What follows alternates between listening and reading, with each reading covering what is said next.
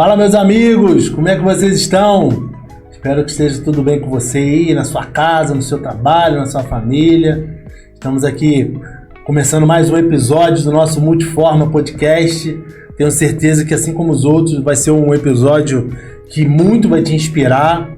E esse em especial, tenho certeza que também vai te ajudar a se movimentar na sua área ministerial, na sua área social, porque um dos nossos propósitos aqui, né, Diel, do nosso programa é exatamente esse, é despertar a pessoa de Jesus em outras áreas que não sejam tão religiosas assim, sem nenhuma crítica aqui, né, mas que possa também inspirar vidas, salvar vidas.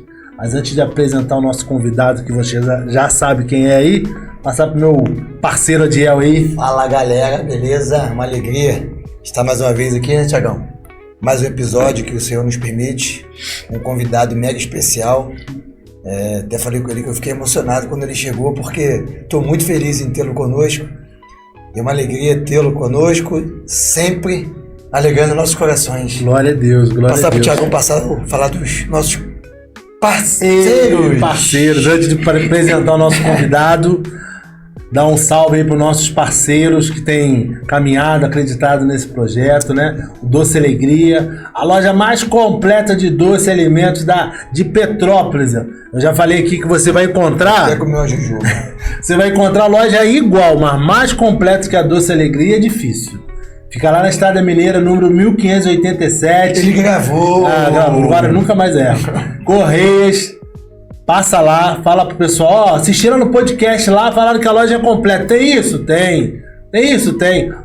Eu trabalhei numa loja de departamentos, que a gente falava assim na loja de departamentos. Tem tudo que você quer, mas nada do que você precisa. Mas na Doce Alegria tem tudo que você quer e precisa. Amém. Tá? Vai lá, Estrada Mineira, número 1587, Correias. Passa lá que você vai ser abençoado, eu tenho certeza. E vai nos abençoar também. E vai nos abençoar também, com certeza. Falar também do nosso Café de Pote, tá lá no Instagram, a página deles, Café de Pote. São outros parceiros que têm acreditado nesse projeto, têm verdadeiramente nos incentivado, nos impulsionado, né, Dial? Tiagão, se tem café no céu, é café de café pote. de pote. Esse slogan aí já virou fama, ficou famoso, né? Entre os consumidores do café de pote. Vai lá no Instagram deles, Café de Pote, tá aparecendo aqui. Aí, ó, a imagem bonita aí, ó. Bota na tela a produção aí, ó.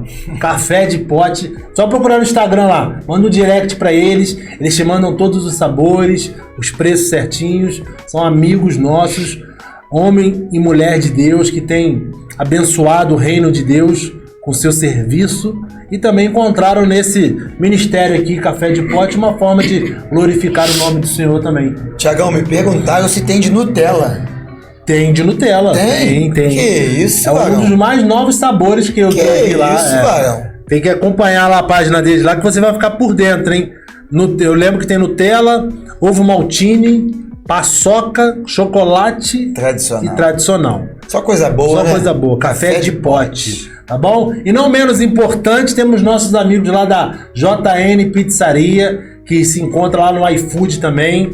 Só procurar lá, JN Pizzaria. E também tá no iFood e também tem o WhatsApp deles aí, tá na tela aí pra você, ó. Você pode mandar uma mensagem. Mas fala assim, ó. Eu vi no podcast Multiforma e eles falaram que a pizza de vocês é uma das melhores de Petrópolis. A gente quer conferir. Não é verdade. Não é comercial, não. Muito boa a pizza dos amigos lá. Como eu disse, tá no iFood, então você também pode pedir pelo WhatsApp aí a pizza do JN Pizzaria. Coisa boa demais. Maravilhoso. Tá bom, meus queridos? Forte abraço aí pra vocês que têm acreditado nesse projeto, tanto os nossos parceiros quanto você que tem assistido, compartilhado esse vídeo. Pega esse link aí, manda para muitas pessoas, manda para aquele amigo, para aquela amiga, para aquele irmão, para aquela irmã da igreja que tem andado meio desanimado, sabe? Tem estado em crise com o seu chamado. Tenho certeza que esse episódio vai falar muito no coração deles. Tá bom? E o nosso convidado, Dial? Tiagão, e aquela pessoa que pega no seu pé, manda esse link para ele. Vai ver que é bênção na vida dele. Tiagão? Com certeza. Eu te amo tanto que eu vou te mandar esse link aqui, ó. Isso. Pra você ver o quão importante é trabalhar e servir ao Senhor Amém. em todas as áreas da vida. Amém. Tá bom? E o nosso convidado, Gel? Tiagão, o nosso convidado ele é multifuncional nos esportes. E fiquei sabendo disso. Meu amigo, meu parceiro, o Hélito. Hélito. Hélito. Um nome diferente. Fica à vontade para se apresentar, mandar um abraço para a esposa, para o filhão, para depois não puxar a tua orelha, hein? Beleza, gente, é um prazer estar aqui, Tiagão, Adiel, muito obrigado pelo convite, é uma honra a gente estar aqui batendo esse papo, né, muito gostoso. Como foi apresentado, meu nome é Hélito, né, eu tô com 49, quase chegando nos 50, tô alguns meses aí para os 50, e sou casado com a Lívia, minha princesa, meu filhão Pedro, e dar um beijo para eles aí, pros meus pais também, minha família.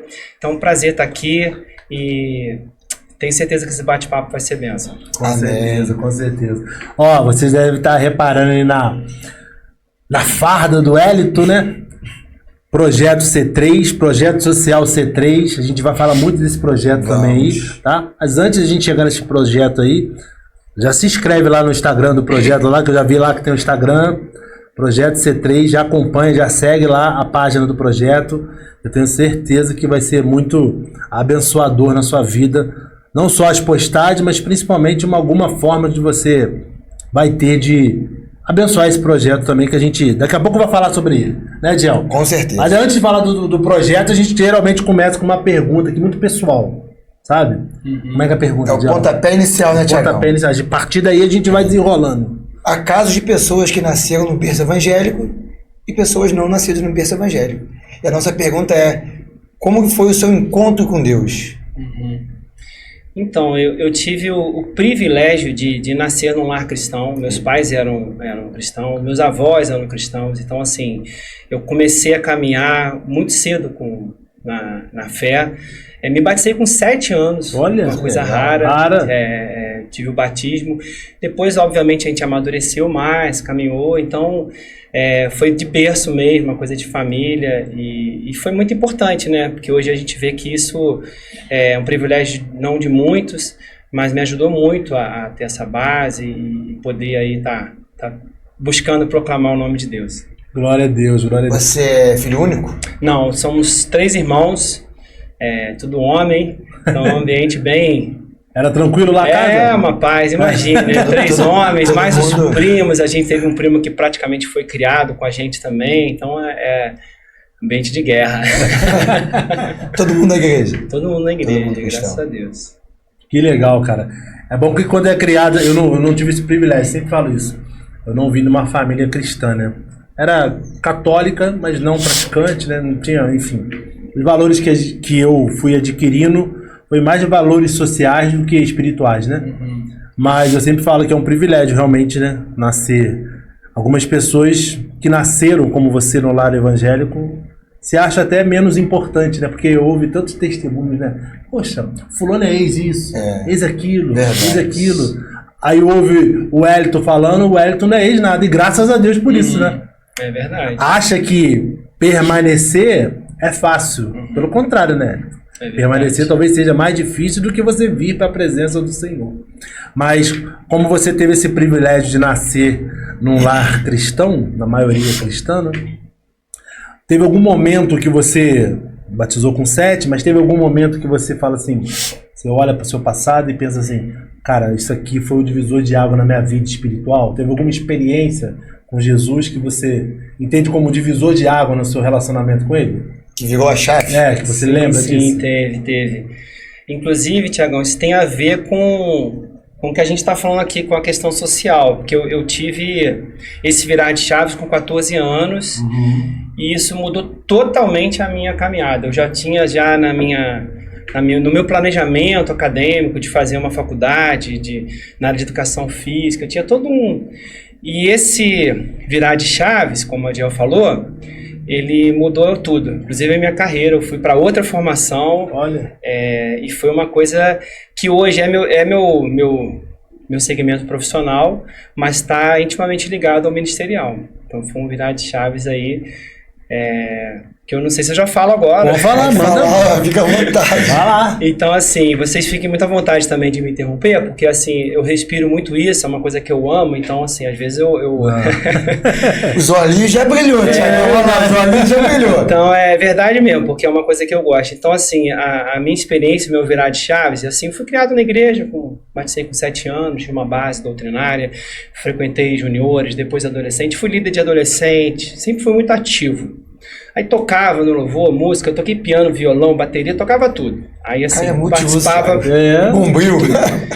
E aí com 14 para 15 anos eu tive uma experiência assim, muito, muito especial. Eu estava na igreja e naquele ano a igreja começou a fazer um trabalho de sopão com moradores de rua, com pessoas em situação de rua.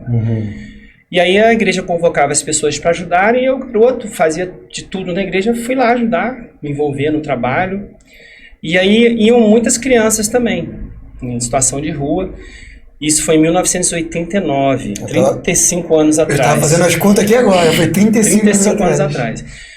E aí eu comecei a criar um vínculo com aqueles meninos da minha idade. Tinha 14... Os meninos de rua. Meninos de rua. E eles eram bagunceiros, jogavam capoeira. Eu comecei a fazer amizade, jogar capoeira com eles na igreja, e fui criando um vínculo com eles. E o trabalho acontecendo, muito legal o trabalho. Só que com alguns meses de trabalho, começaram a ter alguns problemas na igreja. A igreja é muito tradicional, de quebrarem as coisas, questões de higiene. Então a igreja resolveu parar com o trabalho. E eu continuei com o vínculo com aqueles meninos que eles moravam ali naquela região ali, dormiam ali naquela região da Praça da Inconfidência. Antigamente tinha Paz Mendonça, tinha o CB ali, aquela Casas da Banha, Então eles dormiam naquela região, então a gente continuava tendo contato. Então algumas vezes eles iam nos cultos domingo. Aí eu convidava um culto, não sei o que, eles iam, né, que já tinha esse vínculo. E não estava mais acontecendo o trabalho de sopão que ajudava essa população. E aí, numa determinada noite de Ano Novo, na nossa igreja tinha uma tradição muito forte de ceiar no Ano Novo. As pessoas iam para casa uma das outras, e era muita fartura, ceia, mudança de comida. Inclusive, na minha casa sempre tinha. E aí, ia ter ceia na casa das pessoas, e eu estava ali no culto com um dos meninos, na virada de ano. E aí, o menino assistindo o culto, a gente celebrando, termina o culto, aquela choradeira, se abraça, feliz Ano Novo, aquela emoção, né? E aí acabou o culto, o menino era Paulinho, eu lembro direitinho o nome dele, ele era da minha idade, e acabou o culto, ele foi caminhando assim em direção à rua, indo embora, em direção à Vila Rica, ali na Paulo Barbosa, e eu fiquei assim, olhando para a igreja e olhando para o menino, indo embora. Aí eu falei, tem alguma coisa errada, pô. Aí eu falei, Paulinho, vem cá, tu vai para onde? Aí ele falou, eu vou pra rua, moro na rua, tio. Assim, tio não, né, meu tio, mas deixa eu falar aí, meu João Hélito. Aí, assim, naquele momento, caiu a minha ficha do que era realmente ser um menino em situação de rua. Porque até então eu tava ali, mas a gente não se ligava. E aí, quando ele falou aquilo pra mim, eu vou pra rua, Hélito, eu moro na rua.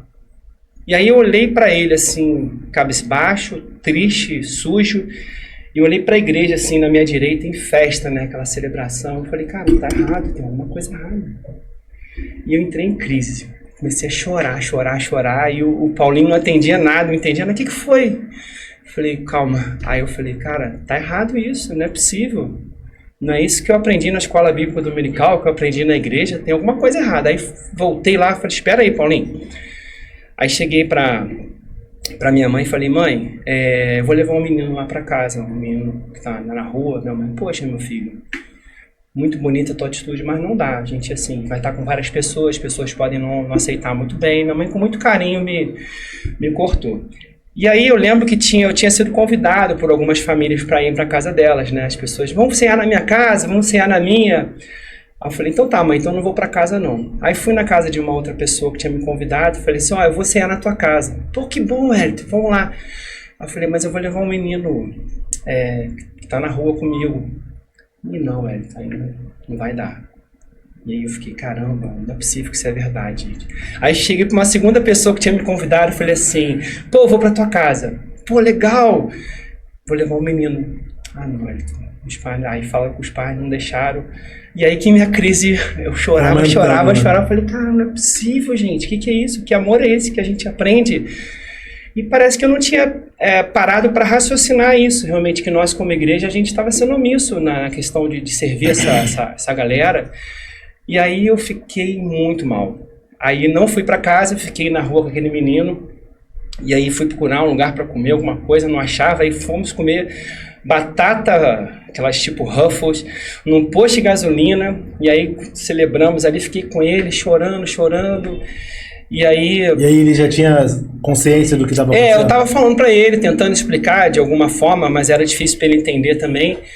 E aí ali eu fiquei até tantas horas, até com um amigo meu, o Jaime, que hoje mora em São Paulo, ele foi lá, ele viu que eu não tava em casa, ele foi lá me buscar, me auxiliar, a gente subiu o Caxambu andando, e eu falando, cara, tem alguma coisa errada, até fiquei muito em crise. E aí naquele dia eu cheguei em casa, e aí já era quase de manhã isso, já dobrei meu joelho, eu me lembro muito bem, tinha um banheirinho, um banquinho amarelo no banheiro, assim, eu ajoelhei ali, e acho que eu fiz a minha oração mais sincera para Deus. Eu falei, Deus, se esse choque de realidade que eu tô vendo, se essa situação realmente que eu tenho percebido aqui for verdade, me ajuda para que eu possa fazer alguma coisa por esses meninos e que eu possa também fazer alguma coisa pela igreja, que precisa acordar. A igreja precisa acordar. E aí, minha oração foi muito sincera mesmo, sabe? E eu acho que Deus ouviu a minha oração. Porque eu nunca tive nenhuma vocação para trabalhar com criança, assim, sempre fui um moleque junto com eles. E a partir daquela oração, em 1989, até hoje está acontecendo coisas que a gente vai vendo que é fruto daquela oração lá de trás. Porque as coisas foram acontecendo de tal forma.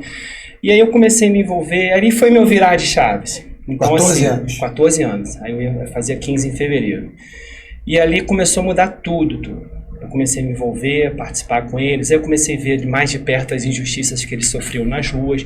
Porque a gente está falando de 1989, não tinha nem estatuto da criança. Tinha acabado de ser... sair da Constituição de Direitos, né? Sim. Então, assim, é uma coisa muito nova. Antigamente a criançada apanhava mesmo, né? Muita covardia que acontecia. Então, eu comecei a presenciar tudo isso e tentar fazer algo por eles, criando esse vínculo, criando amizade. Eu sempre pedia a Deus pela salvação deles, mas também por uma vida digna, né? Que eles pudessem sair daquela situação. Então, foi ali que começou, através dessa oração. E as coisas foram acontecendo de uma forma tão rápida, tão surpreendente, que aí mudou tudo na minha vida. Eu dormi algumas vezes nas ruas com eles, porque assim, eles falavam das situações, eu tentava... E às vezes eu ia para casa, ficava pensando neles, aí eu dormi algumas vezes ali com eles. Pude presenciar, né, essas cenas de agressões que eles recebiam. Então, obviamente, eu não fui quem resolveu, mas eu pude buscar pessoas, porque eu tinha conhecimento, né? A gente tinha outras pessoas apoiando. E foram criando grupos de pessoas para tentar ajudar essa garotada. Dentro da própria igreja, eu comecei a mobilizar amigos, porque é uma coisa... óbvia, mas não estava óbvia. A gente, sem perceber, a gente realmente discriminava, e a igreja, de uma forma geral, fazia isso. E a gente começou a tentar vencer essa barreira, e começamos a ter amigos, buscar pessoas, e aí surgiu a ideia da gente ter uma escola bíblica dessas crianças, para essa criança de rua. A gente começou, aí eu já fui fazendo foi passando os anos, quando eu comprei meu primeiro carrinho, com 18 anos, eu tinha uma Belina. E aí eu pegava... bastante gente. Ele é um caminhão, né? E aí eu falei assim, essa Belina é do Senhor, né? Consagrei ela para Deus. Aí eu pegava a garotada nos locais que elas dormiam e levava para a igreja, para a escola bíblica. Só que aí... Já existia Uber, a gente não sabia, tá vendo? Era outro nome, né? Um mês e pouco aí de classe, aí o pessoal da escola bíblica me procurou, Hélito, não tá dando. Porque eles não sabem ler, não sabem escrever, e aí não flui. E realmente é difícil mesmo, né? Porque aí, junto com a garotada da igreja, da faixa etária deles, a gente tem que buscar uma alternativa. Eu falei, então vamos buscar juntos. E aí surgiu uma pessoa da igreja, um senhor que eu admiro muito, que foi assim, uma pessoa que sempre apoiou, o irmão Dirk, hoje está com 94 anos, se eu não me engano. E ele falou assim, não, vamos criar uma classe só deles, eu vou te ajudar. Aí eu falei, benção. E aí a coisa começou a acontecer, o irmão Dirk tinha uma Kombi, ele disponibilizou a Kombi, então já não era mais uma Belina, já tinha uma Kombi, então começou a crescer o grupo. E aí foi ali que foi nascendo essa paixão que já tinha nascido, mas começou a criar-se vínculos, aí a gente começou a conhecer a história de cada um, todos que estavam na rua tinham algum laço familiar em algum local, às vezes fora da cidade, às vezes em algum bairro da cidade. E ali começou a nascer esse chamado que mudou tudo, que aí eu comecei a pensar em outra carreira, e aí andava sempre com eles pelas ruas, dormia, então assim, logo a prefeitura me chamou para trabalhar num projeto que tinha de abordagem de situação de rua, e aí eu com 18 anos para 19 já estava trabalhando num projeto que é o Vem Pra Casa, aí comecei a adquirir experiência profissional. Aí esse projeto era da igreja também? Não, ou da prefeitura. Os agentes da prefeitura me viam quando eu ficava andando muito na avenida, aí eles me convidaram, e aí eu fiquei nesse projeto o tempo que ele durou. Quando o projeto acabou, a coordenadora do projeto falou assim: Hélito, cara, teus olhos brilham por essa garotada, você tem que continuar nisso. A gente tem esse projeto no Rio, eu quero que você trabalhe com a gente lá. Eu falei, vamos embora. E aí fui trabalhar no Rio, nesse projeto Vem Pra Casa, e aí já não era só crianças, esse trabalho aqui em Petrópolis era crianças em situação de rua. Lá no Rio eram crianças e famílias, era a população de rua de uma forma geral. Deixa eu te interromper um minutinho. Essas crianças, tinham os pais, era só criançada na rua mesmo? Criançada na rua. Isso que eu estava falando, cada história é uma história. A maioria tinha laço familiar, alguns em Petrópolis, outros não. Mas os pais na rua também não? Os pais, no caso, os filhos... Eram grupos de crianças mesmo, era garotada que cheirava cola, que jogava bola, então assim, fugiam de casa, os pais botavam pra fora de casa, naquela época botavam muito pra fora de casa. Por diferentes razões. Mas isso a gente está falando de 35 anos atrás, que hoje a gente é difícil enxergar essa ideia. Não tem uma criança que dorme na rua hoje na cidade, a gente não vê na cidade. Graças a Deus. Não tem uma criança que dorme em situação de rua. A gente tem população de rua, uma criança mesmo a gente não vê. Porque os órgãos de proteção hoje... assim, mas nem em Petrópolis eu não sei se não tem acontecido. Eles recolhem, né? Tem um trabalho de proteção muito grande dos órgãos, então assim... então naquela época, imagina, eu com novo fui trabalhar no Rio e fui conhecer uma realidade muito mais pesada, diferente, com que envolve tráfico, mas adquiri muita experiência. Isso foi me dando base para poder criar maturidade e trabalhar aqui. E acabou que minha formação universitária foi para serviço social, acabou que tive que arrumar para isso, não teve jeito. E as coisas foram acontecendo, a gente começou a desenvolver essa classe que a gente começou na igreja. A gente começou a pensar na prevenção. A gente via que aquela garotada que estava em situação de rua, eles não caíram lá de paraquedas, teve motivos, né? Como você falou, às vezes é violência, o abuso, são as drogas na família, foram botados para fora, às vezes são órfãos, cada um tem uma história. Então a gente começou a ver que os que tinham laços familiares tinham irmãos da mesma situação, que não estavam nas ruas, mas questão de tempo para estar indo para as ruas. Então a gente falou, a gente tem que começar a pensar na prevenção, trabalhar essa garotada, esses irmãos. E a gente ia para as comunidades, eu me lembro muito bem, a gente ia para o Independência, a gente ia para o Vale do Carangola, que antes era Sertão, né? Tinha muitos desses dois bairros, Sertão e Independência. Tinha lá e a gente entrava e a gente via a realidade assim, as crianças gritando para ir para a rua, só esperando mesmo para poder tá indo nessa situação. Então a gente começou a trabalhar com essa garotada também nos bairros. Começamos a fazer projetos comunitários e a gente vai adquirindo experiência, vai buscando parcerias e as coisas foram acontecendo. Essa EBD chegou a 120 crianças. Todas em situação de rua? Não. Aí a gente já trabalhava os familiares e aí quando você buscava 3 irmãos do Independência, aí mais 2 do Independência, aí os outros do bairro, das comunidades que eram muito carentes, também queriam, poxa, o que é isso?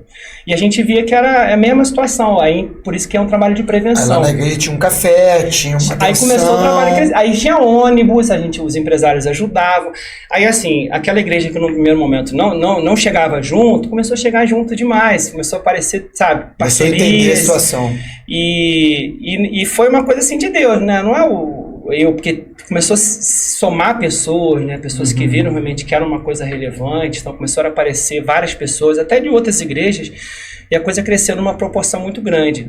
Então esse trabalho de EBD foi muito legal, esse irmão Dirk sempre com a gente lá, e tinha louvor, aí montamos um coral, a gente ia cantar o coral nas igrejas, e era muito emocionante, porque eles iam, alguns com a roupa que estavam na rua, descalço, né? cantavam e era uma coisa assim, emocionante. A gente assiste o vídeo assim, até hoje a gente se emociona, muito legal. Aquele coral com 100 e tantas crianças cantando louvores, foi muito bacana. Então assim que foi, estava falando do divisor de chaves, né, da virada de chaves, mas foi assim. Então influenciou totalmente a ponto da gente chegar no projeto C3, que foi uma coisa mais para frente, que a gente pensando nessa questão da prevenção. Mas assim, as coisas mudaram muito, a legislação, as crianças já não estavam mais em situação de rua, a gente foi vendo os resultados. Eu tive o privilégio de ser padrinho de casamento de 2 ex-meninos de rua. Olha. Muito bacana isso, assim, né? A gente acompanhar essa trajetória deles. E muitos foram batizados na igreja. Perdemos muitos também de mortes trágicas, infelizmente, né? A gente luta contra a maré, né? A gente nessa a maioria, pelo que tu está descrevendo, era de Petrópolis mesmo. Isso, não, de Petrópolis. Aí eu tive muita experiência também no Rio, né? Eu acabei me envolvendo muito com a garotada no Rio também, e a outra realidade, mas foi um privilégio. Mas assim, eu gosto de falar isso porque a importância da oração. Porque não tem idade para Deus ouvir oração. Da mesma forma que Deus usava esse senhor que hoje está com 94 anos. Vivo, o seu Dirk é vivo. Ô, seu Dirk, já amo o senhor sem conhecê-lo. Forte abraço, parabéns para você. Ele doou essa Kombi que a gente usava, ele doou depois para ação social, ficou com a gente na igreja. E assim como Deus ele usa uma pessoa de mais idade, ele começou a me usar com 14, junto comigo outros adolescentes que se sensibilizaram também. Então não tem idade, né, pra gente servir ao Senhor, pra gente começar um ministério. Comecei com 14, teve outros que começaram junto comigo ali, que viram realmente que era uma coisa que a gente precisava fazer. Então é legal a gente tá sabendo, porque a Bíblia fala assim, a gente buscar a Deus de todo o nosso coração, né?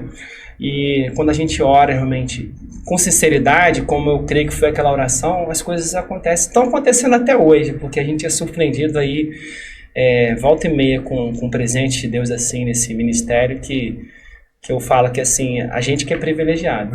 Porque assim, é muito gratificante trabalhar com a garotada, ver o resultado na vida deles. Sabe, a gente aprende muito. A gente acha que está ajudando, mas... Deus poderia fazer tudo sozinho, né? Com certeza. Mas ele nos chamou para fazer parte. É um privilégio disso, a gente poder participar. Teu relato, a sua igreja local, a gente sabe que não é exclusividade, não foi exclusividade da sua igreja local. A maioria das igrejas tem ou tinha essa visão, né? Ainda mais lá atrás, exatamente, acho que é uma coisa mais forte ainda, né?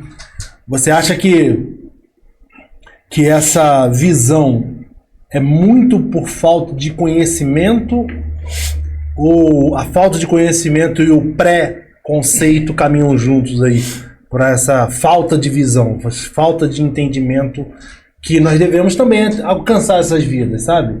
Porque eu nunca trabalhei nessa área, mas eu paro para imaginar, talvez eu acredito que as pessoas falam assim, não, deixa que a prefeitura tá cuidando. Como se não fosse missão nossa cuidar também, sabe? A minha pergunta é essa, se você acha que essa visão errada é por falta de conhecimento também sobre o nosso papel na sociedade como igreja do Senhor. Então, eu assim, acho que não tem uma resposta certa, né? A minha interpretação, acho que são as duas coisas, acho que caminham juntas.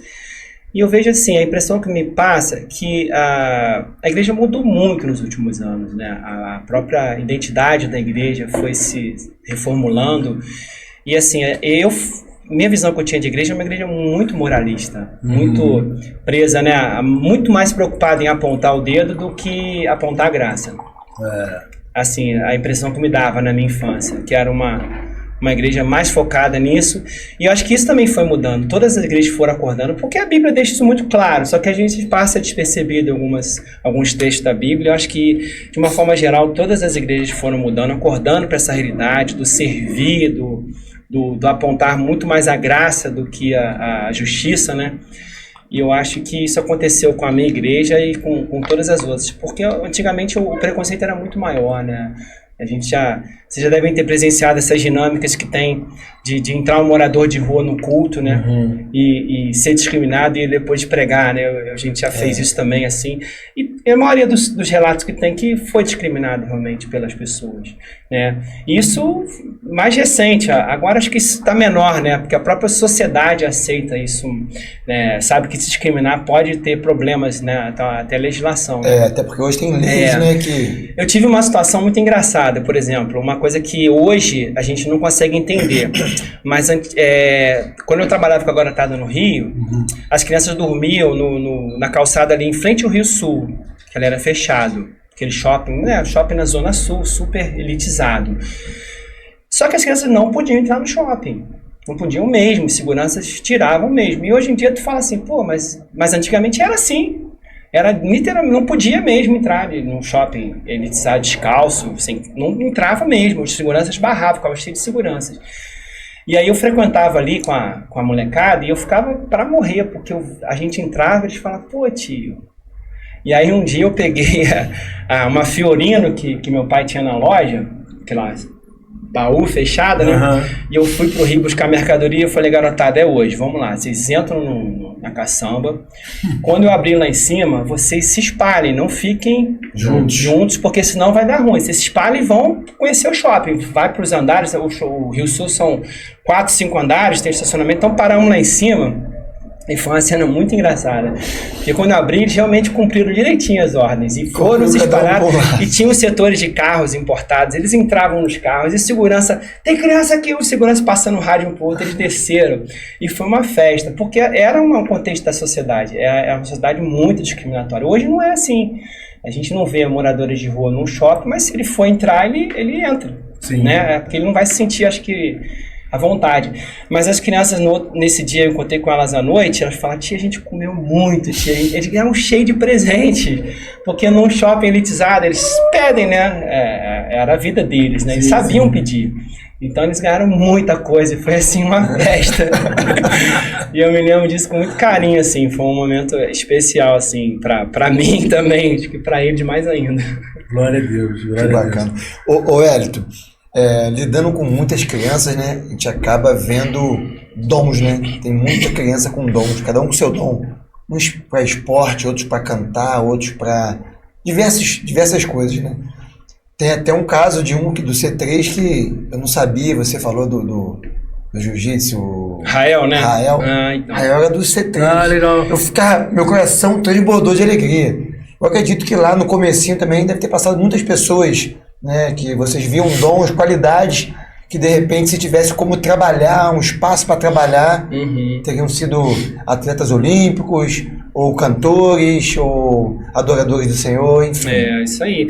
O Rael foi um caso, o Rael trabalhou com a gente, não era o C3 ainda, era essa escola bíblica dominical que a gente falava. Que bacana. Que ele ia buscar nos bairros, o Rael ia, e ele sempre foi um cara muito esforçado, mas a gente não teve não tinha nada de esporte naquela época, mas ele teve uma participação com a gente, então ele carrega uma gratidão muito grande pela contribuição que a gente deu na caminhada dele, e ele deslanchou no esporte. Muitos outros deslancharam em outras áreas, mas o Rael é um caso bem positivo, é um cara que tem uma gratidão e sempre foi um cara muito especial, assim, molequinho, bagunceiro, mas muito especial.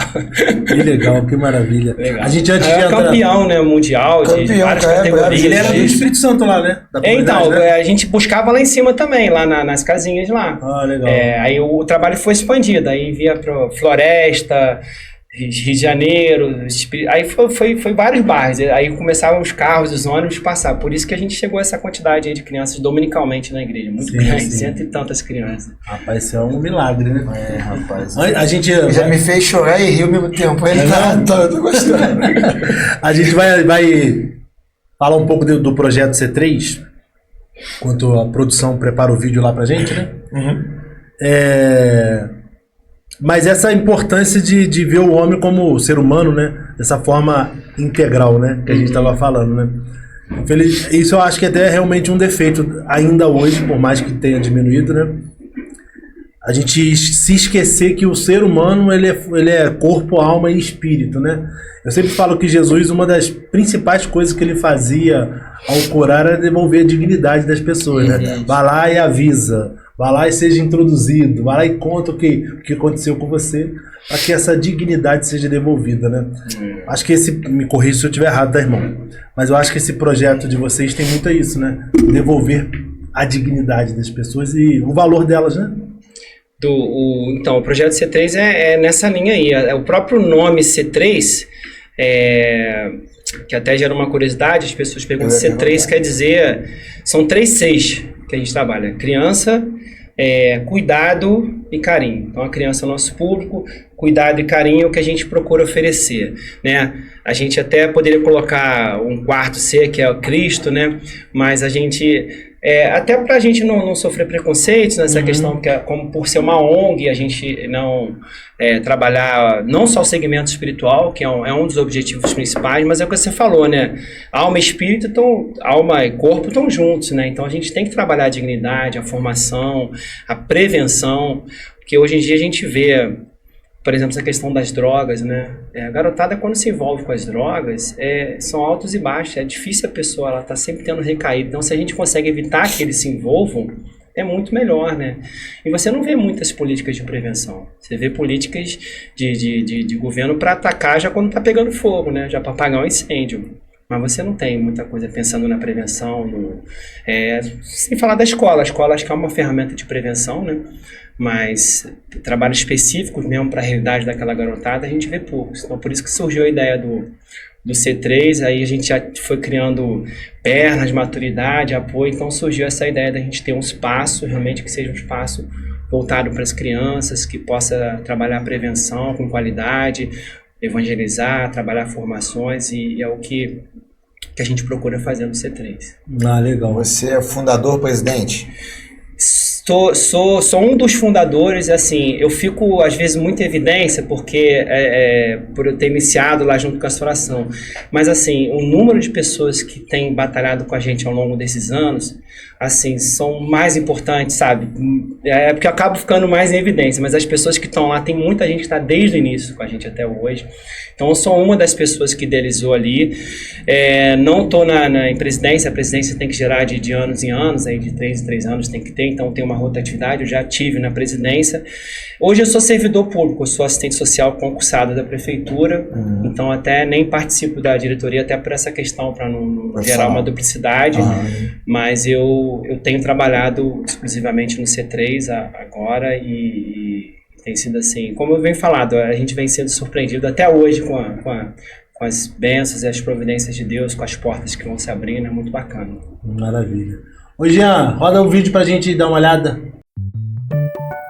O projeto C3 é como a história do pai que está andando na praia com o filho e a onda vem e deixa milhares de peixes na areia. O garoto sai correndo, pega um peixe e joga dentro d'água. Pega outro e joga. O pai se aproxima dele e diz: "Você não vai conseguir, são milhares de peixes. Pai, eu posso não salvar todos, mas para esse aqui resolve", e joga o peixe.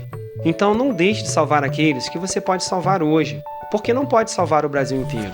Participe, faça a diferença.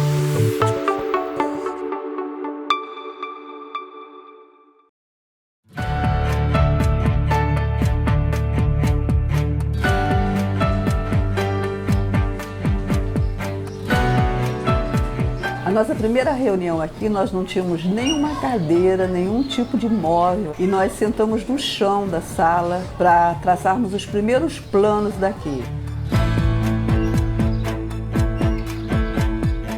A ideia do projeto C3 nasceu há muitos anos atrás, quando um grupo de pessoas preocupado com crianças em situação de rua iniciou uma série de trabalhos. Então, a ideia de um projeto que pudesse trabalhar a prevenção. Na ocasião, iniciamos atividades nas comunidades visando prevenir que as crianças viessem para as ruas. Há 8 anos atrás, nasceu a sede do projeto C3, onde hoje nós atendemos mais de 100 crianças.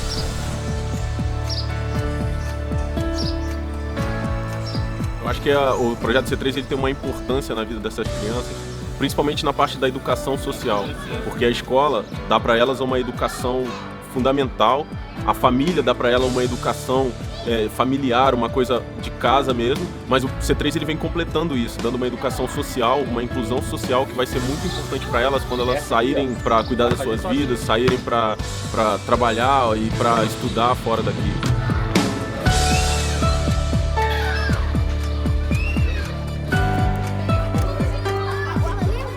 No projeto C3, as crianças recebem diferentes atividades de acordo com a sua faixa etária. Hoje nós atuamos com atividades de reforço escolar, oficinas de capacitação, entre outras atividades que são montadas de acordo com o nosso quadro de voluntários. Todas as atividades ocorrem no contraturno escolar, pela manhã ou na parte da tarde, complementando as atividades das crianças para que elas estejam ocupadas e não fiquem ociosas nas comunidades.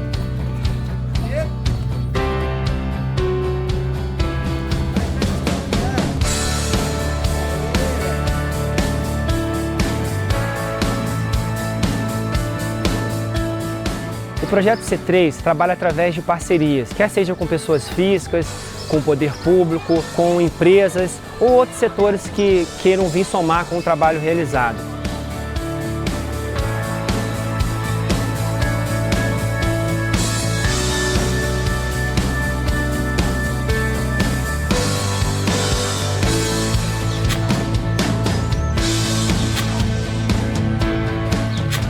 A nossa equipe, embora seja maravilhosa, ela é pequena para toda a demanda de trabalho que nós temos. A gente tem necessidade de mais pessoas. Fazer parte da equipe C3, para mim é um grande privilégio, porque aqui eu posso acompanhar o desenvolvimento, o crescimento de cada criança, de cada adolescente, porque aqui eu posso fazer parte desses momentos únicos da vida de cada criança. Então, nós deixamos o nosso convite para você que quiser vir somar conosco, com mais parcerias, com mais voluntários, com mais pessoas abraçando essa causa. Com certeza podemos trabalhar em outros bairros, em outras comunidades e até mesmo em outras cidades. Nós que trabalhamos com as crianças, muitas vezes pensamos que estamos ajudando ao estender a mão para um pequenino. Mas na grande verdade, nós estamos sendo ajudados, porque ajudar um pequenino é um privilégio imenso que traz uma gratificação para cada um de nós muito grande e a gente aprende a cada dia muito com a simplicidade de cada criança. Então venha fazer parte também dessa iniciativa.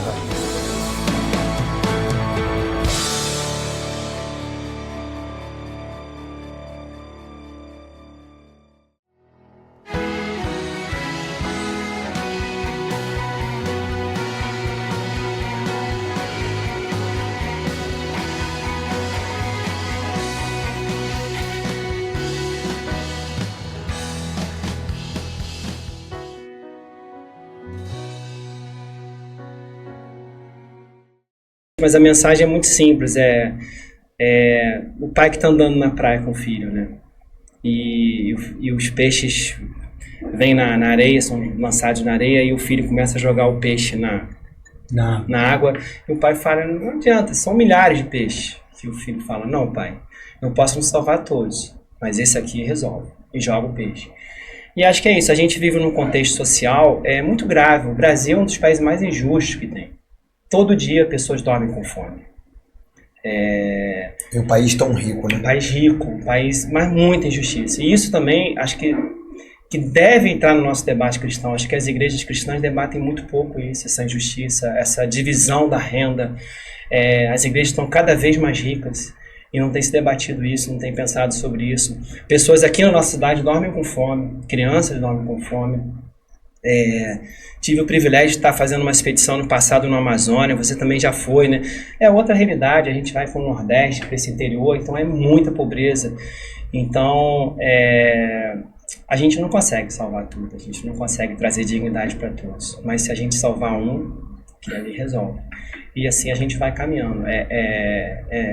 As estatísticas não são favoráveis. Eu, como assistente social, eu vivencio isso há muitos anos. A gente vai nos grandes centros. Qual o grande centro que não sofre com miséria, com pobreza, né? Hoje as pessoas que vivem na linha da pobreza cresce gigantescamente no Brasil, muito grande. O que é viver na linha da pobreza? As pessoas que vivem somente para sobreviver. E as pessoas que estão abaixo da linha da pobreza são as pessoas que nem para sobreviver têm, precisam da intervenção do governo, precisam de um auxílio. Então esse número de pessoas que entram na linha de pobreza no Brasil tem crescido. E aí que estão abaixo da linha da pobreza também tem crescido. Isso é uma realidade que eu acho que a gente deve refletir. E não tem sido debatido pela liderança. E a gente precisa a gente luta contra a maré. Essa é a grande verdade. Isso a gente falando de Brasil, de Sudeste. Que se for pensar, a gente é elite do Brasil. Sudeste, Petrópolis, né? Agora você vai para o interior, a realidade é muito mais agravante. Assim, os casos de violência, de abuso, questão da mulher. Então a gente vê números assim realmente assustadores. E falando de outros países, ainda a gente, né? Mencionei do meu cunhado que está na Índia, missionário, e a gente tem outros países da África, assim, os números são gritantes. E a gente precisa estar atento a isso, porque eu acho que o que mexe o coração de Deus tem que mexer o nosso coração. Com certeza Deus se incomoda muito com a causa do pobre. Acho que a Bíblia deixa isso muito claro pra gente, né? Né? A sensibilidade que Jesus tinha com o pobre, com os escolhidos, e a gente precisa estar refletindo sobre isso. A gente costuma dizer, Thiago, né, a gente brinca muito com isso. Não, esse problema não acontece, não é só lá na Angola, na né? Angola, em Dubai. Não, essa é a realidade, essa é aqui, né? Aqui a gente vive isso. O pastor Felipe Molina falou isso, né? No nosso primeiro episódio, ele falou que ele está muito voltado para essa área social, né? Uma vez ele fez um projeto nas escolas e eles falaram que perguntou a criança o que ela queria, ela não queria uma escova de dente. Ela só tinha uma para 6 irmãos e dividia a escova de dente. A coisa básica, mas enfim. O que você falou a respeito, que hoje não se vê tanto mais criança nas ruas, mas passa as dificuldades dentro de casa, né? Não tem, às vezes, o alimento cotidiano, do dia a dia, né? O almoço, o café da manhã, da tarde, jantar. E às vezes não tem, mas estão em casa. Não estão na rua, mas estão passando essa necessidade em casa. E assim, acho que a gente realmente vive numa região privilegiada. Se a gente for parar para analisar a realidade dos nossos filhos, das crianças que nascem aqui, com crianças que nascem em Angola, no Vietnã, em países que estão em guerra, e até no interior. Eu tive nessa expedição missionária agora no Amazônia, e fui trabalhar com crianças lá, levar um projeto, foi muito edificante. E a gente, assim, a gente se depara com uma realidade que a gente não valoriza aqui. A gente, né, a gente não pensa na questão de saneamento, mas lá o esgoto é na rua mesmo, céu aberto, e aquele cheiro é uma coisa que incomoda a gente, mas para eles já é comum. Então, assim, isso é uma coisa que a gente não valoriza, né? Tá aqui, a gente não sabe muito o que é essa realidade. São poucas casas que não tem hoje o saneamento aqui na nossa região. Eu perguntei a um adolescente qual foi o dia mais especial da vida dele. E ele falou pra mim, tio, foi quando botaram um gerador aqui na minha casa, que eu tenho luz por 1 hora na minha casa. Isso lá na Amazônia. Lá na Amazônia. Que cidade você foi na Amazônia?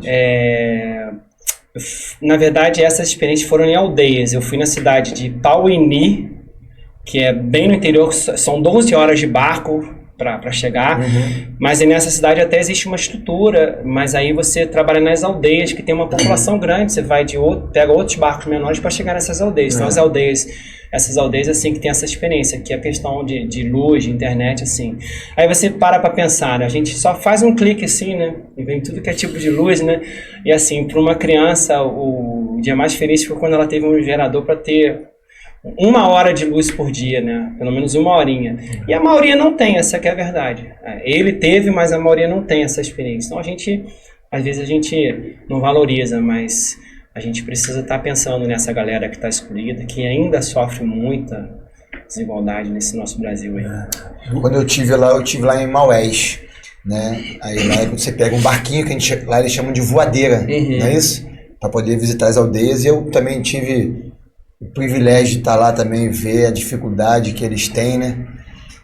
Até no próprio voadeira eles economizam luz. Nós fomos durante o dia e na volta escureceu.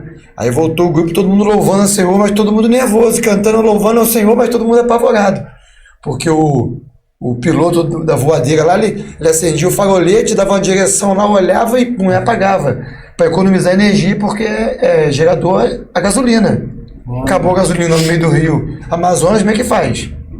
E queridão, o rio parece que é um mar, tu olha para um lado é água, tu olha, só tem água. É longe. Demais, né? Meu Deus. Aí tu pensa lá, se eu acho uma onça, eu acho uma cobra, eu acho um jacaré. Realmente lá Volta com a tua visão, né, de lá. Volta com a tua visão. Visão. Voltando para falar um pouco do projeto, esse chamado social na sua vida, você falou, né, que começou com 14, 15 anos, né? Mas e o projeto? Como é que surgiu o projeto? Foi no seu coração somente? Outras pessoas? Conta um pouco pra gente o início desse projeto aí. Então, foi interpretar, ou melhor, incrementar. O pessoal da igreja junto? Então, isso, justamente. Foi um grupo de pessoas, a gente começava a fazer esses projetos nas comunidades, que aí era como se fosse uma segmentação social da igreja. Eu fiquei como ministro de ação social alguns anos na igreja, e a gente fazia ação nas comunidades, e uma ação bem bacana, com vários tratamentos, vários atendimentos, odonto, advogado, e buscava esse auxílio nas comunidades. E a gente foi percebendo que tudo envolve recursos, precisava de doação. Entendi. E muitas vezes a gente sofria um preconceito quando a gente mandava um ofício da Igreja Batista, e o pessoal, a Igreja Batista, mas eu sou espírita, eu já ajudo lá. Então assim, a gente falou, aí o pessoal falou, vamos formar uma ONG para a gente poder ter autonomia, até para a gente não ficar preso nos muros da igreja. Surgiu a ideia de ter uma ONG, então esse grupo lá que estava trabalhando junto, que era um grupo muito bom, buscamos toda a regulamentação, criamos uma ONG e começamos a trabalhar da mesmo formato. A gente muitas vezes usava a sede da igreja ou outros espaços para as reuniões, para os encontros, mas já tínhamos um CNPJ, já tínhamos uma identidade jurídica própria, independente da igreja. E tínhamos mais autonomia para trabalhar na questão mais focado no social mesmo. E a igreja apoiando, as pessoas que apoiavam eram o mesmo grupo da igreja, expandindo cada vez mais. E aí, nesse período, a gente começou a perceber que, assim, a gente estava com a garotada uma vez na semana, às vezes duas, nos eventos que tinham. Mas é um tempo muito curto, que as crianças estão todos os dias na comunidade, todos os dias na família, e a gente vê que esse resultado era muito lento. Eu me lembro de uma pesquisa do Haggai, do Instituto Haggai, que dizia que 52% das pessoas que conheceram a Cristo conheceram através dos relacionamentos, das amizades, convívio. E metade, cada 10, 15% era através da família, e tinha outros que eram por outro tipo. Então, assim, a gente sabe que o relacionamento é muito importante. E o relacionamento é construído no dia a dia. É mais fácil ganhar um amigo, né? Então, a gente vai criando laços, vínculos com as crianças no dia a dia. Então, a gente tinha que ter um trabalho mais intenso. Todos os dias, com mais profundidade, que a gente pudesse abordar mais, trabalhar a família. Então, a gente começou a borbulhar isso, sonhar com isso. E aí Deus foi surpreendendo, as coisas foram acontecendo, surgiu oportunidades, surgiu parcerias. Então a gente conseguiu ter um espaço, ter parcerias para ajudar a manter esse espaço, que aí ficaria integral. E a gente começou a trabalhar com 100 e poucas crianças todos os dias, e aí tinha uma equipe. Era uma loucura, assim, a gente foi aprendendo. Isso lá na sede do C3 hoje, já estamos passou 17 anos já. Isso já saiu totalmente do espaço da igreja, foi para um espaço próprio, era alugado, então a gente ficou lá alugado por mais ou menos 10 anos. Conseguimos comprar a sede, uma sede muito boa, e ali a gente foi aprimorando o trabalho, aprimorando o profissionalismo, buscando parcerias, e hoje a gente está lá no C3. Hoje a gente tem um leque de atividades assim, muito grande. A criançada lá tem grafite, informática, judô, jiu-jitsu, capoeira, karatê, música, bateria, guitarra, violão, teclado, percussão, educação cristã, reforço escolar, futebol, basquete, vôlei. Então você tem assim... Futevôlei. Tem tudo, tem futevôlei, eles participam também, então futemesa, então tem assim um leque muito grande. E a gente percebe que é um espaço assim, realmente delas. As crianças se sentem ali amadas, se sentem privilegiadas, e fica muito mais fácil para a gente transmitir o amor. Mas não moram lá. Elas não moram lá, ficam todos os dias, contraturno escolar. E aí a gente vai percebendo, por isso que a questão da prevenção é importante, porque aí se a gente está todo dia com a garotada, a gente cria laço, cria vínculo, a gente conhece a realidade, as crianças vêm desabafar os problemas com a gente, né? Então assim, cria-se um relacionamento. Então automaticamente a nossa estatística de resultado melhora. Você trabalha uma vez na semana, você consegue resgatar um peixinho. Mas se você trabalha todos os dias, você aumenta o número de peixinhos. Sim. Então, assim, por isso que é um trabalho de prevenção. A gente tem lá uma equipe muito boa e a gente tem percebido ao longo dos anos que realmente dá resultado. A gente vê a garotada que está no C3, porque o C3 ele trabalha a partir de 4 anos para até 17. Então, assim, se a criança estiver ali com a gente, ela vai ficar todo esse seu período de formação com a gente. E aí a gente vê que isso dá muita diferença. A gente vê que a garotada que ficou com a gente ou está com a gente um bom período, ainda que não se torne um servo de Deus, ele vai seguir não se envolve no caminho. E aqueles que não, a tendência é muito grande de ir para caminhos errados. Então é um trabalho na prevenção. Obviamente a gente tem resultados negativos, como qualquer ONG, mas a gente consegue aprofundar muito mais, trabalhar a individualidade de cada criança. Então, assim, realmente tem sido um privilégio para a gente, porque a gente aprende muito com eles. A gente, às vezes, para querer se lamentar de alguma coisa, né, na nossa vida, na nossa questão. Quando a gente vive essa realidade todo dia, a gente vê essa garotada que está com um sorriso no rosto por uma coisa muito simples que tu fala, cara, não tem como a gente reclamar da nossa... A gente só tem que agradecer, né? Porque é muito gratificante. Eu me sinto muito privilegiado, aprendo muito com eles, com a simplicidade, com o sorriso de cada um, assim. Apesar de suas realidades serem muito difíceis, a gente vê que eles estão ali com esperança nos olhos, e isso traz esperança pra gente também. Eu costumo dizer, eu falo para algumas pessoas que a causa de muitas pessoas estarem frustradas, seja no relacionamento de marido e mulher, relacionamento com filhos, até profissional. Para mim, né, minha visão, né, o Instituto Tiago, é que um dos principais motivos é que as pessoas estão tendo muita overdose dos seus próprios problemas. Quando se depara com problemas de outras pessoas, né, os nossos problemas se tornam não menos importantes. A questão não é essa, né? Mas a gente começa a descobrir realidades que pessoas ficam felizes com coisas pequenas, né? E às vezes a gente se importa, fica irado com coisas pequenas também, né? Quando não deveria. Meus avós falavam tempestade no copo d'água. Quando isso você aí. viu o problema eu falei, eu tô fazendo uma tempestade no copo d'água, assim, meu amigo tá passando algo 3 vezes pior que eu. Exatamente. Pra mim tá ruim e ele tá com um sorriso no rosto. Tremendo. Hoje o C3 funciona apenas nessa parte, não sei se é assim que chama, né? Recreativa. Não é uma escola, né? Educacional. Não é uma escola vinculada a uma Secretaria de Educação, até tem projetos aí para isso, mas não diria só recreativo, porque a gente tem, por exemplo, oficinas hoje que são porta de entrada para profissionalização. A gente tem, por exemplo, corte de cabelo, barbeiro, manicure, sobrancelhas, mais focado para essa área para os adolescentes. Como a faixa etária é muito ampla... bonito, você tá bonito desse jeito, dá um trato nele lá, Thiago, olha. Tirou as ruazinhas. Então tem esse leque, parte, por exemplo, musical. A gente, quando tem um garoto que se destaca, até como no esporte também, a gente vê que se destaca, a gente tenta inserir numa atividade mais profissional, mais específica, porque vê que tem realmente um destaque. Então ele vai bem além do recreativo.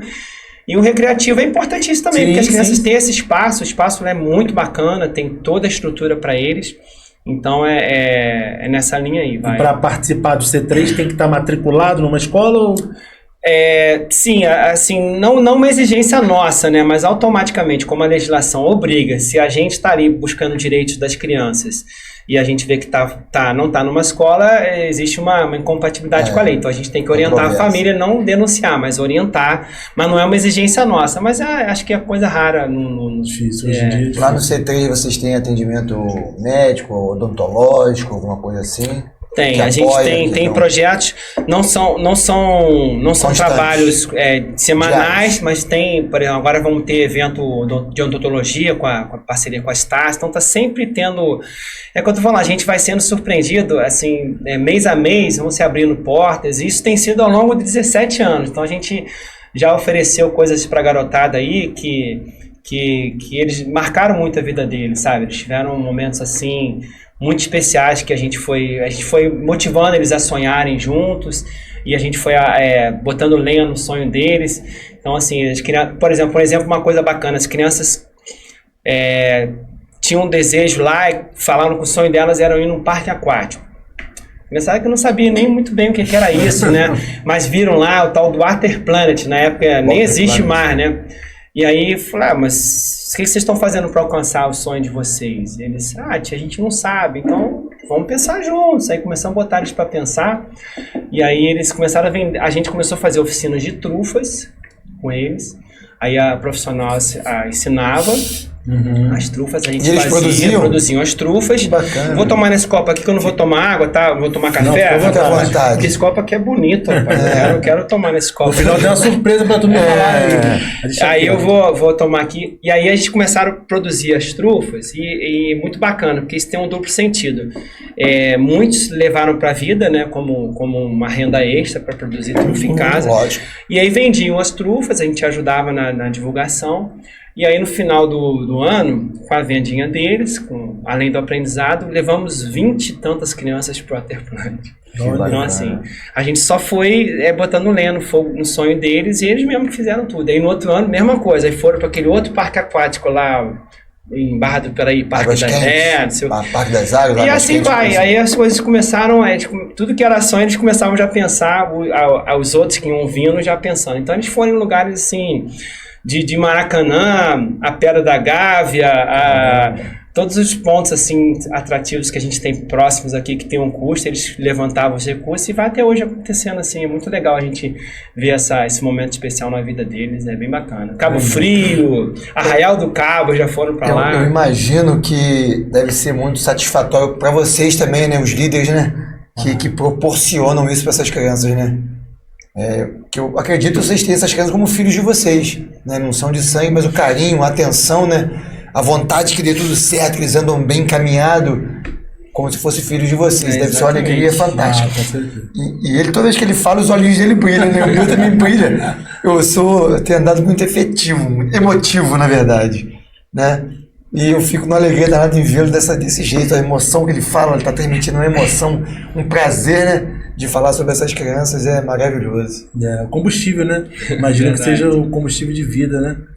Familiar, enfim, todas as áreas da tua vida você é afetado e movido por esse impulsionamento, né? É verdade.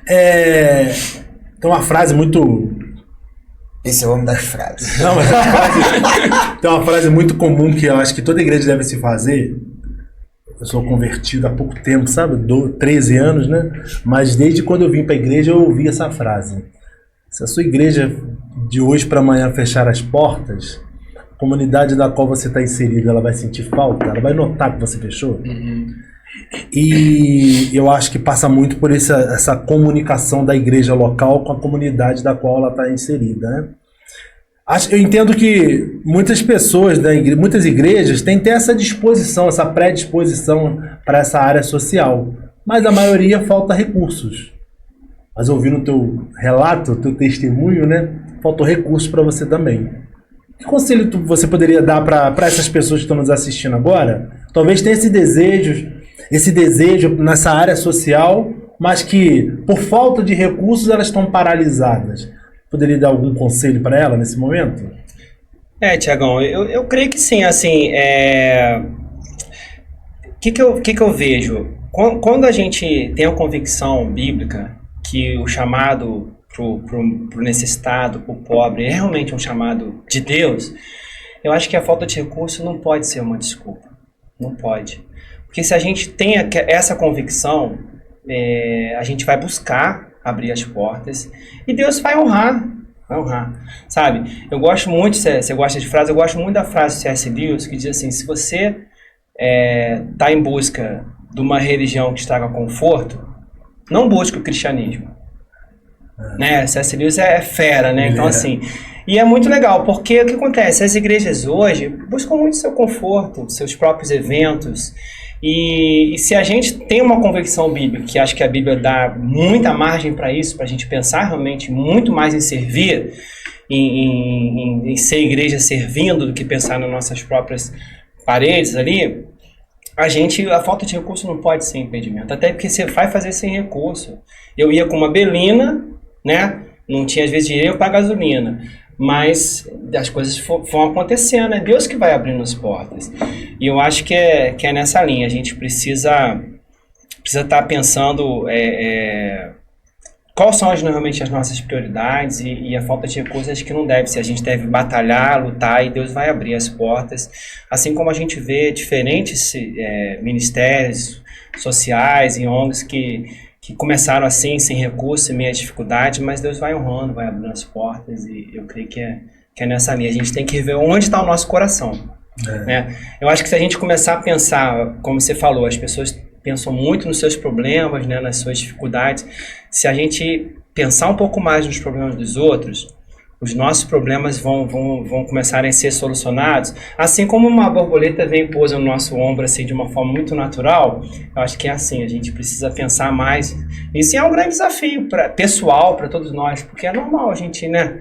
A gente tem esse lado egoísta nosso. Mas eu acho que o chamado de Deus é o contrário, a gente pensar no reino, nas coisas dele e no próximo. O grande desafio, parece que transformaram isso numa causa política, né? Quando na verdade não é, né? Acho que talvez o grande inimigo dessa causa social hoje seja essa visão de alguns que se trata de uma coisa política que não tem nada a ver com política, né? Política abrange isso também, né?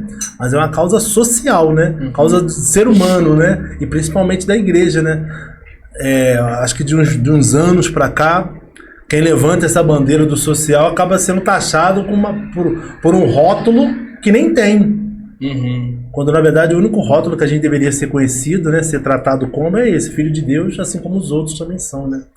Mas eu acho que, olhando aqui de fora, sabe? Que não estou habituado nesse âmbito social, eu tenho muito essa impressão, sabe? Que um dos grandes desafios de vocês nesse ministério social talvez seja esse, as pessoas levantarem políticas, lado A, lado B, esquerda ou direita, enfim. É verdade. Eu tive uma experiência, quando eu comecei lá no ministério, bem jovem ainda, me convidaram para estar indo para o Conselho Tutelar, que era um órgão de proteção, né, que defende as crianças. Isso bem lá atrás. Então, hoje eu acho que o ambiente do Conselho Tutelar está muito político, assim. A impressão que me passa, não estou me envolvendo. Mas lá atrás não era. E aí eu falei, poxa, defender a criança vamos nessa. Aí fui. E foi uma experiência bem bacana. Eu fiquei 2 mandatos, fui o conselheiro mais votado da história, voto facultativo, tudo. As pessoas apoiaram.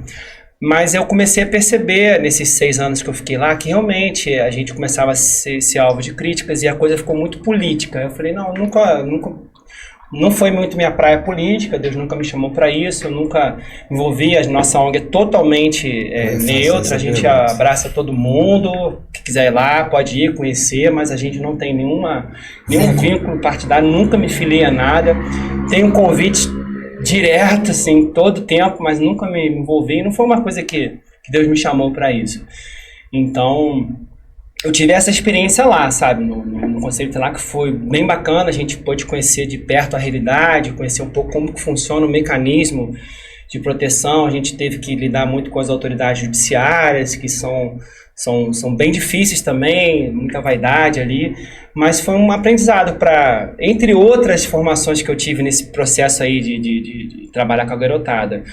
Mas hoje em dia, realmente, a gente vê a pessoa tem um destaque na área social, já tem propostas e acabam muitos indo. Eu não sei, acho que é muito pessoal, acho que é importante ter homens de Deus ali na política partidária, mas acho que cada um no seu chamado, acho que Deus ele confirma e no meu caso não foi e não vai ser, porque com 50 anos eu já coloquei. Já sabe já. Ô Elton, seus pais são vivos? São vivos. Então, 35 anos trabalhando, né, com essa criançada. E você, com as suas palavras, você disse que na primeira vez você quis levar um menino de rua para casa, né? Réveillon. Seus pais carinhosamente souberam expor a situação. E hoje, qual é a visão que eles têm sobre esse trabalho que Deus colocou eu vejo que Deus colocou nas tuas mãos, né? Com a sua oração, Deus colocou nas suas mãos. Os seus pais, a sua própria esposa, seu filho, o que eles veem desse trabalho, o que eles veem nessa... Porque você, muitas das vezes, se abre mão até deles mesmo para estar junto com essa molecada, né? Para estar apoiando, levando... tem que ter o equilíbrio aí, cara, é difícil. Mas os meus pais sempre foram grandes apoiadores, assim, depois desse primeiro momento, que eu mencionei nesse dia específico, várias crianças dormiram na minha casa, várias vezes. A gente... e quando não dormiam mais, porque meus pais falavam para mim assim, Hélito, por nós, teus irmãos estão reclamando com a gente. Entendeu? Então, assim, eu como pai dele, eu preciso pedir a você, Maneri. E era pelos meus irmãos mesmo, meus pais. Você é o caçula? Não, sou do meio. Tem moral nenhuma. Mais velho tem moral, o caçula tem do meio. Então, meus irmãos, eles às vezes reclamavam. Então, não abraçaram mais, não fizeram da minha casa um abrigo, por causa, acho que, da família. Teve era o seu chamado, né? Mas assim, sempre apoiaram. No C3, minha mãe, nos primeiros 12 anos, foi professora todos os dias. Minha mãe era aposentada, sempre deu aula, então estava lá todos os dias. Nos vídeos que a gente tem, ela está sempre lá. Então, até hoje, sempre são apoiadores. E muito legal a gente ver outras pessoas também da igreja que lá atrás olhavam assim, né? E hoje estão lá, contribuem, são mantenedores. A gente... É Deus mesmo, né, que tá fazendo isso. No primeiro momento eles não entenderam o propósito, né? Eles não viram que era um ministério. Acharam Deus revelou para aquele que ele chamou. De repente acharam, não, mas é só uma coisa do Hélito agora, do nada. Mas foi o ministério que Deus colocou na mão. Mas eles apoiam. Minha família, assim, a minha esposa já me conheceu, eu já estava nessa área, então ela já sabia, não pode reclamar. Né? Então ela também é bênção na minha vida, é um ponto de equilíbrio, porque às vezes ela fala, será que tu não tem que... Porque a gente vai muito pelo coração, né? A gente não tem limite, às vezes sai de madrugada para ir na delegacia, para ver uma coisa, e eu sempre fiz isso, assim, tá com eles, ser ali a referência deles, né? E aí a minha esposa, volta e meia, ela fala, olha, ora sobre isso, ora sobre essas coisas que tem, e é muito legal, porque aí a gente vê que né, companheira mesmo, né, vai somando. Eu louvo a Deus pela minha esposa, ela me ajuda muito. Glória a Deus. O teu filho tá quantos anos? 5 anos. Tá com 5 anos. Ele fica...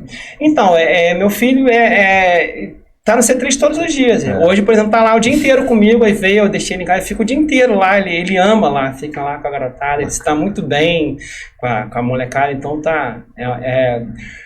provavelmente vai dar sequência aí.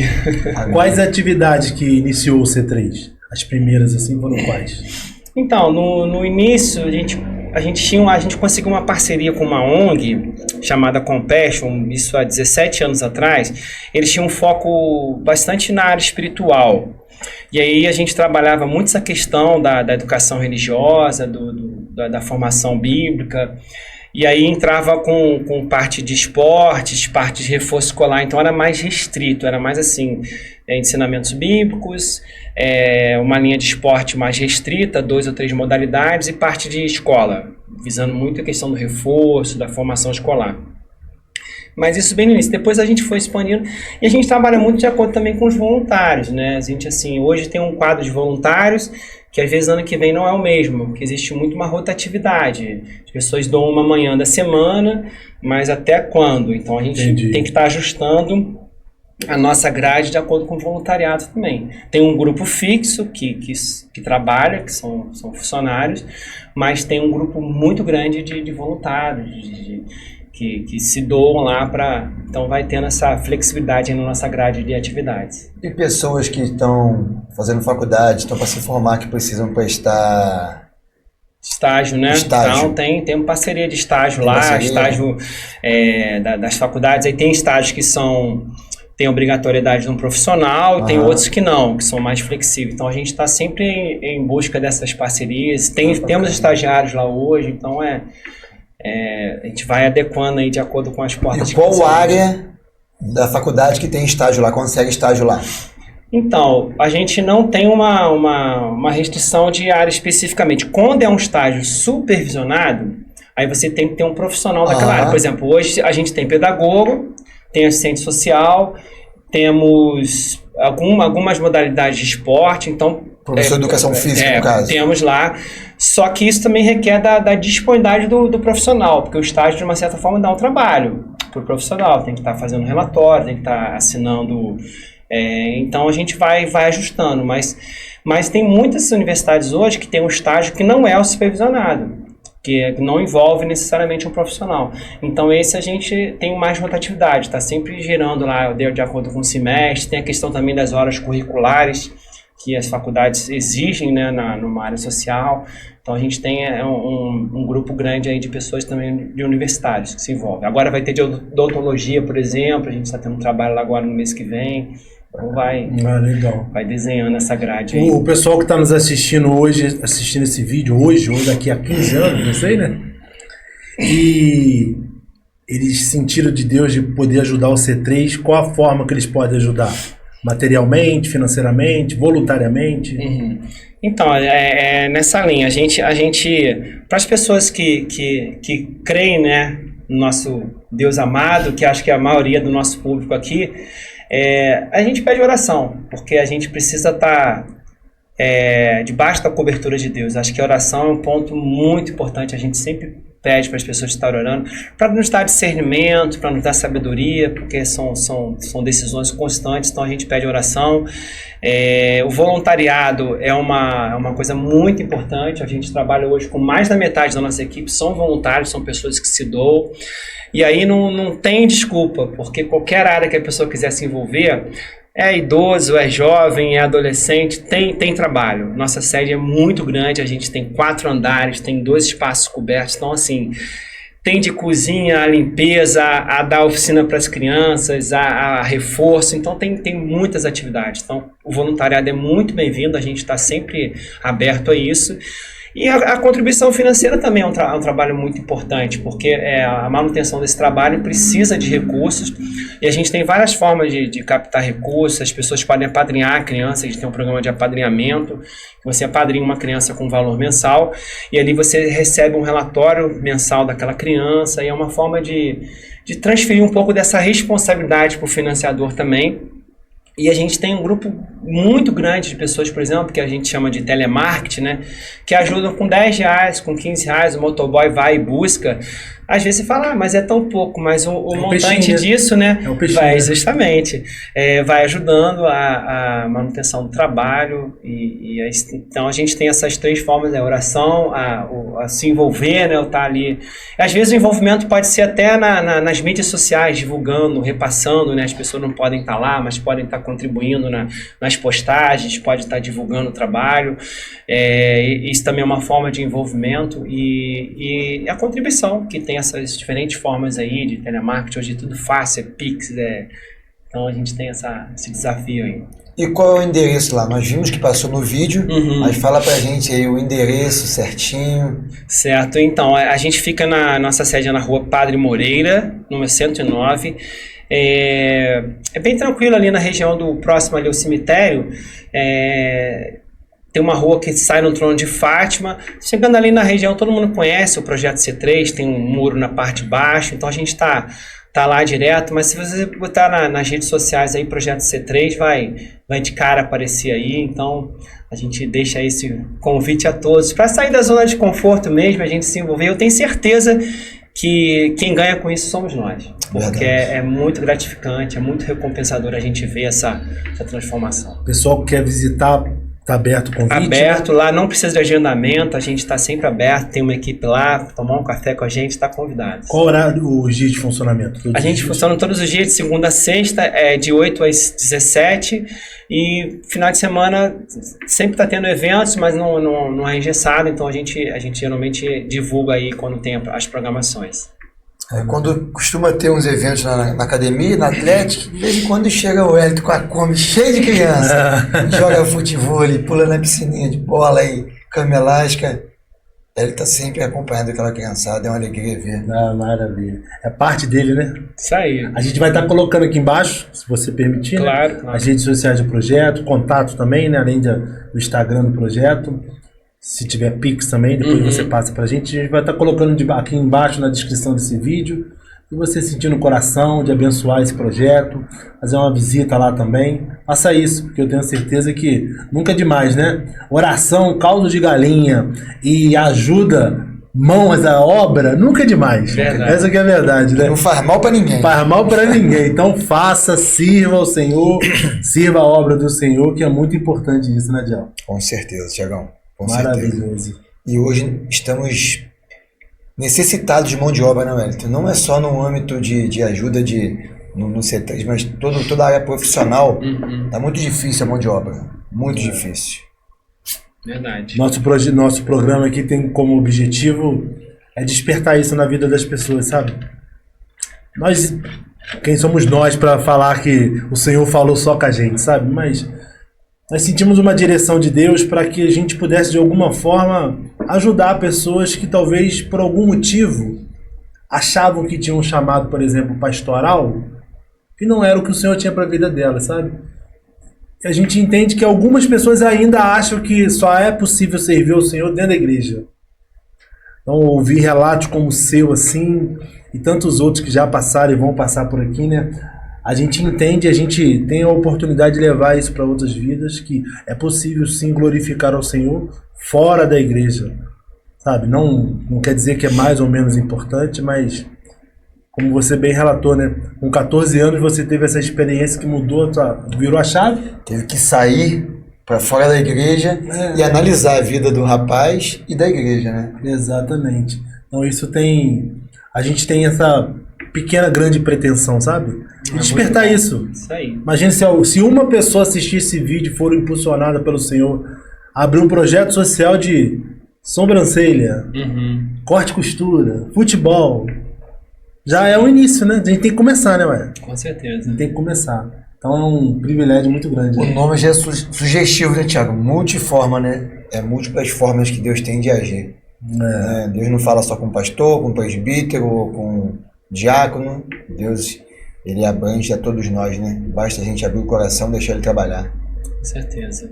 Maravilhoso. Ó, você vai ter uma última missão aqui no programa. Tem uma câmera ali para você, ó. Você vai deixar um recado para os nossos membros lá, nossos telespectadores, mas enquanto você está pensando aí, a gente já quer te agradecer o convite, né, Dial? Privilégio ter recebido de Deus aqui através da sua vida, desse projeto. A gente já nos convida a estar lá visitando um dia, né? Com certeza. Como Multiforma, mas também como a Diel, como o Thiago. Vai ser um prazer a gente divulgar um pouco mais esse projeto de Deus. Muito obrigado por ter aceitado esse convite através do Adiel, mas que era nosso também, que tenho certeza que muitas vidas precisavam ser relembrados disso, sabe? Da importância que todos nós fomos feitos em mais de semelhança de Jesus, né, Adiel? Com certeza. Também quero agradecer. Primeiramente, eu queria falar para você, há tempos que eu falei com você do podcast, né? Mas eu costumo falar com o Thiagão que eu costumo orar e pedir Deus uma direção, né? E eu falei que você já tem um tempo e eu venho orando para Deus dar uma direção para quem a gente convidar. A gente não quer que venha aqui quem a gente quer que venha, a gente quer que venha quem Deus direciona para vir. E eu orando, eu falei, pô, se eu precisava dar uma resposta para quem te chamar. E eu cheguei um pouco antes lá no futebol e fiquei batendo papo com o Daniel. Cara, Daniel foi a resposta de Deus das minhas orações. Eu falei, Deus está confirmando, eu convido o Wellington. Eu falei até com o meu pastor Thiago, eu falei, pastorzão, o próximo convidado é o Wellington, Deus confirmou no meu coração. Então quero te agradecer, falar para você que sou muito alegre em ter conhecido você através do futebol, né? A gente é um esporte que vai conhecendo pessoas e ter orgulho de poder te chamar de meu amigo. Rapaz, eu aprendi demais, eu tive uma lição de vida aqui agora, batendo papo com você. Que Deus continue te usando tremendamente. Você continue essa pessoa sensacional que você é. Obrigado. E cada dia mais pode contar com a gente, estaremos sempre juntos. Obrigado. Eu não vou te dar mole no futebol, não. Quer ganhar, joga comigo. Isso aí. Não deixa a gente jogar junto, né, Diel? Eu que agradeço. Poxa, é um privilégio mesmo pra mim, de coração mesmo. Obrigado mesmo.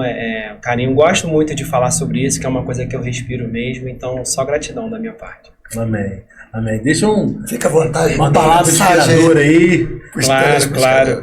Assim, é difícil a gente falar assim no improviso, né? Mas eu queria assim, desafiar você que está aí nos assistindo para a gente estar pensando. Acho que a proposta do programa, né? A gente pensar em formas diferentes. E eu acho que todo mundo, independente da sua profissão, pode ser instrumento de Deus, sabe? Eu lembro de períodos que eu estava, por exemplo, em hospitais e tive profissionais ali da área de saúde que falavam, você quer que eu ore com você? e fazia isso por várias pessoas ali, né, no leito de hospital. E quem não quer receber oração no leito de hospital, né? Então a gente está na área da saúde, a gente pode orar pelas pessoas, a gente está na escola, a gente pode orar pelos alunos. Eu tive uma mudança radical na minha vida através da oração. Então a oração tem muito poder. Então eu desafio você, tá orando pelas pessoas do teu trabalho. Isso é uma forma que Deus pode usar cada um de nós, a estar orando pelas pessoas que você trabalha, que você atende de uma forma. E eu tenho certeza, se a gente conseguir tirar o foco um pouco de nós e olhar para aquele que está ao nosso redor, isso vai ser um divisor também na vida da gente, vai nos ensinar, vai nos aproximar de Deus, porque esse é o chamado de Deus. Então eu quero deixar esse desafio, especialmente na área das crianças, que é um público muito especial para mim, né, e para muitos. A gente possa realmente estar sensível à causa das crianças, que Deus demonstrou um carinho muito especial por elas na Bíblia. Jesus sempre tratou as crianças de uma forma diferenciada. Então olha para a criançada aí, para esse público que a gente tem trabalhado, e deixa Deus te usar, que eu tenho certeza que quem vai ganhar são vocês. Assim como eu agradeço a Deus por ser privilegiado de estar trabalhando a cada dia com essa garotada e aprender com eles lições a cada dia para a nossa vida. Obrigado aí pela oportunidade, que Deus abençoe. Se esse improviso... Se isso é improviso, depois já falando. Maravilhoso, pessoal. Ó, muito obrigado você que ficou aqui até o final desse episódio, tá? Voltando a dizer que a gente vai colocar aqui embaixo as redes sociais do Projeto C3, as formas que você vai ter de poder abençoar esse projeto, tá? O endereço também do projeto. Tenho certeza que você fazendo uma visita, muitas coisas já vão mudar, não só na sua vida, mas principalmente na vida das crianças também, tá? Então sua presença lá vai ser muito importante. Muito obrigado por ter ficado até aqui. Galera, não esqueça de compartilhar o link, se inscreva no canal, ativa o sininho, dá o like e compartilhe com os amigos, com a família, com os irmãos da igreja. O YouTube entende que se você compartilhar um produto relevante, ele abre para mais pessoas. A gente precisa levar a palavra de Deus nos 4 cantos da terra, né? Então, gente, dá essa força pra gente pro Multiforma Podcast. É isso. Tá bom? Forte abraço, que Deus abençoe. Obrigado pela parceria com vocês. Tchau, tchau, pessoal. Beijo grande pra vocês, tá?